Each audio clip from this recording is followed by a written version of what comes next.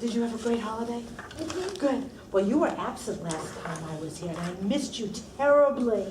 Yeah. Do you want to hold your necklace so nothing happens to it? How about if we put it over here while we read? Oh, so beautiful.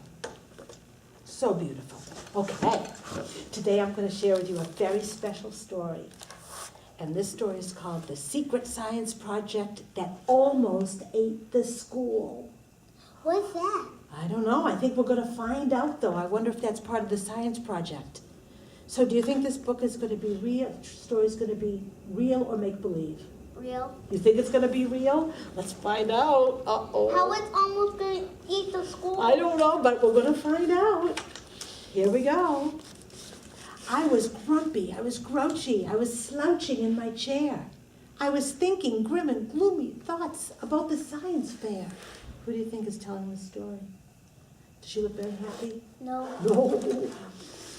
Miranda bragged her rocket ship could travel to the moon. Alexander taught his hamster how to sing a tune. The ants on Mary's ant farm were growing corn and peas, and Kevin Fink was on the brink of curing a disease. What's that? That's Kevin Fink, and he's got a bag of something. He thinks it's going to cure a disease. Miss Fidget looked me in the eye. Oh, I wish that I could hide. What will your science project be, she asked. It's secret, I replied. What is going to eat the school? I don't know. Let's find out. The secret was, I didn't really have a project yet. I needed an experiment that no one would forget. So I stayed up late and found a great one on the internet. Oh, think something's going to happen? Let's find out. A science project fully guaranteed to win first prize. A substance so amazing that the judges won't believe their eyes. A mutant yeast with just a piece of dragon DNA. Professor Swarmy Super Slime. Order yours today. So what's she gonna get? Some super slime. I sent the money instantly. Then early Friday morning, a box appeared. It looked so weird. With big green letters, warning. Oh, your super slime is sensitive, so handle it with care. Keep it safe inside this box until the science fair. Then feed it sugar till it swells 1,000 times in mass. Stand back as it erupts into a harmless cloud of gas. So these were the what? Words. The words, the directions that she had to follow. I popped the lid and gave the slime a teeny tiny poke. It started getting bigger. It growled and blew off smoke. It catapulted from the box and splattered on the floor, precisely as Sir Scratch-a-Lot stepped through the kitty door and plopped his paws in mutant muck. He rudely hissed and spat. Yikes! The secret science project ate my kitty cat. Is that your stupid science project? Asked my sister Kate. Stop, I said. You'll hurt its feelings. Oops, it was too late. The slime began to spin around. It rose into the air. And when it roared and hit the floor, my sister wasn't there. Just then I heard my father's voice. What's going on in there? Something in that bedroom smells like moldy underwear. My science project's sensitive, I warned. Don't make it mad. There wasn't time to stop the crime. The slime ingested Dad. Oh my goodness. The science project looked at me. I thought I saw it drool. I tried to run away, but yikes, it followed me to school. Miss Fidget shouted, ew, what is that big, disgusting creature? The slime stopped short and gave a snort and ate my third grade teacher. It grew larger by the minute as it swallowed Alexander and incorporated Kevin Fink and Mary and Miranda. As the slime was busy slurping up the last of Mary's ants, I remembered the instructions in the pocket of my pants. Sugar, I commanded. Feed that hungry slime some sweets. Kids reached into their backpacks. Soon the air was filled with treats. As donuts flew and cookies too and candy bars and gum, the bloated blob was quick to gobble every single crumb. I shook a can of soda pop and sprayed the growing slime till I could tell that it had swelled at least 1,000 times. Now everybody hide, I screamed. Ka-flas, ka-flam, ka-flu. It vanished into a stupefying burst of CO2. When the dust had cleared away, my dad was up a tree. My teacher dangled from the roof, and we were all on TV. Sir Scratch-a-Lot, I called, what happened to my cat? He's on your head, my sister said, pretending he's a bat. My project didn't win first prize, and that was fair, I guess. Miss Fidget kept me after school to clean up all the mess. And underneath the cookie bits and sugary debris, I saw a goopy glob of slime. And yikes, it winked at me. The end. That was so scary. That was a scary story. So do you think that it was a true story or make-believe? Make-believe. Why do you think it was a make-believe? Because it will give me nightmares. It will give you nightmares? Was it kind of a silly story? No. No? It was a pretend story, so it's not real, so it shouldn't give you nightmares. But what did this little girl forget to do that was so important? She can't open the box. She wasn't supposed to open the box. She was supposed to give the slime some sugar, right? So that taught me a lesson. Did that teach you a lesson?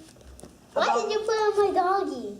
Oh, did that teach you a lesson about following directions? Yep. Yeah, what do you think the lesson was?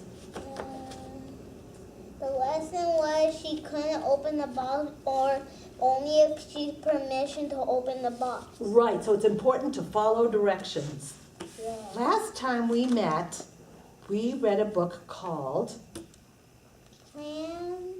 Places, Plants, and Animals Live. Would you read that title to me again? Places, plants, and animals live. Right, and since we haven't read in a while, let's see if you remember all those words that you learned. You ready? Okay. How about if I read a sentence and then you read a sentence? Okay? Plants and animals live in the deserts. Plants and animals live in the desert. Deserts are very dry. Deserts are very dry. Okay, and don't forget what we talked about. Deserts are very dry. Right, deserts. Deserts can be very hot. Deserts can be very hot. Wonderful. You turn the page. Okay, how about if you read and then I read after you? Go ahead. Places and animals live in the ocean. And would you look at that word one more time? What is that word? Places. No? Plants. Right. Plants and animals live in the oceans. Plants and animals live in the oceans. Ocean water is very salty. Ocean water is very salty.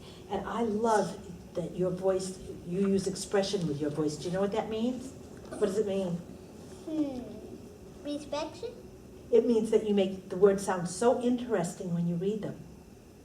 Okay? How about if we read this one together? Let's go. Plants and animals live in the mountains. Mountains are very tall and steep. good for you. Next page. Did I mention? No? Okay, how about you read this one to me? Is it place? No. Plants? Mm-hmm. Plants and animals live in the That word was plains. Okay. Okay. How about reading that one again? Sure.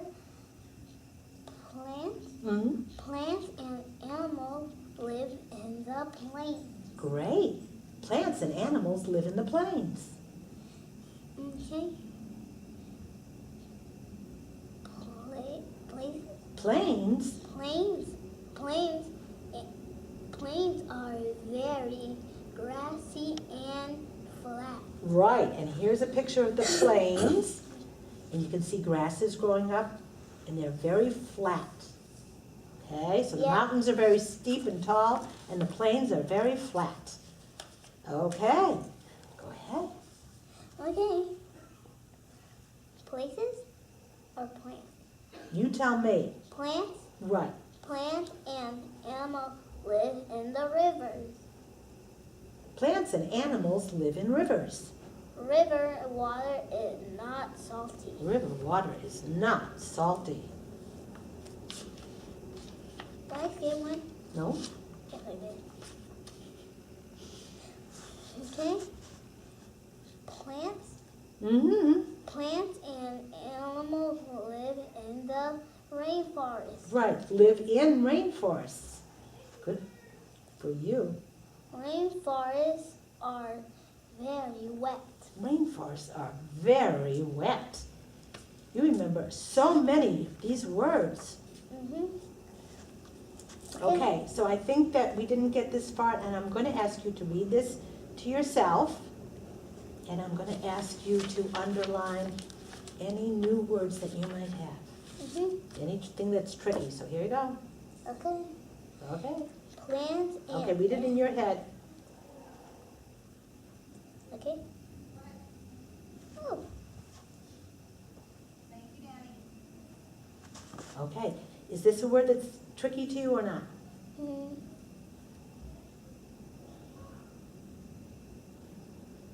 Okay.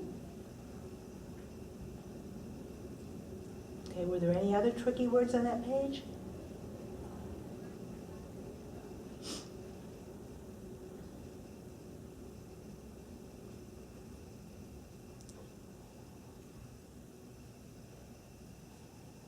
Okay, what about the next page?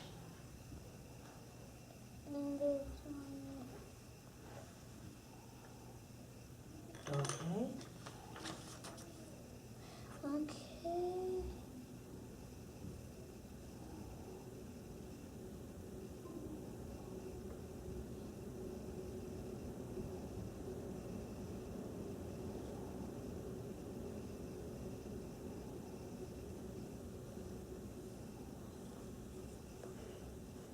are you underlining tricky words?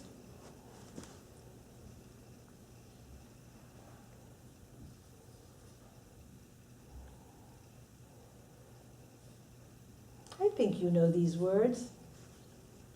Just yeah.